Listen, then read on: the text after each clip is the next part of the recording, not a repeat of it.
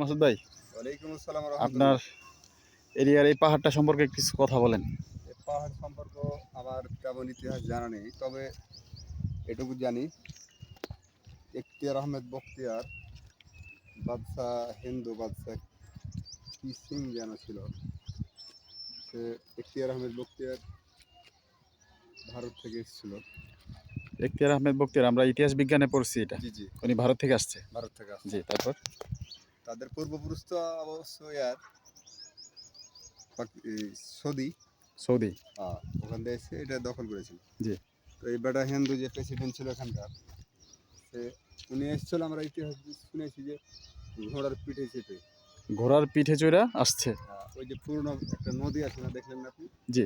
ওই নদী দিয়ে এসে এখানে নারে তাকবির আল্লাহ আকবরের ধ্বনি দিয়েছিল।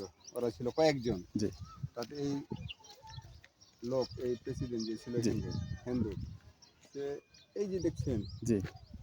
এর নিচ দিয়ে একটা রাস্তা ছিল, সুড়ঙ্গ রাস্তা ছিল। সুড়ঙ্গ রাস্তা ছিল, সেই রাস্তা দিয়ে রাস্তা দিয়ে পালায়ন পলায়ন করছে। জি। পরে এই জায়গাটার পরে এই পাহাড়টা জায়গাটা ওই এখতিয়ার আহমেদ বখতিয়ারের দখলে চলে আসছে। দাওয়াতি কাজ করেছেন যাক, আলহামদুলিল্লাহ। আমাদের মুসলিমদের জি। মাঝে। তো ইতিহাস বিজ্ঞানে এতটুকু জানি, ওই যে বই আপনারা জি। পড়ছেন, শুনছেন। থ্যাংক ইউ ভাই, ধন্যবাদ, অসংখ্য ধন্যবাদ আপনাকে। আসলে জায়গাটা অনেক উঁচু ছিল ভাই। অনেক উঁচু ছিল, যদিও বৃষ্টির কারণে হয়তো বা বৃষ্টির পানিতে তাও কম না এই যে পায়। দেখেন কেটে কেটে চলে হ্যাঁ, কেটে কেটে চলে গেছে।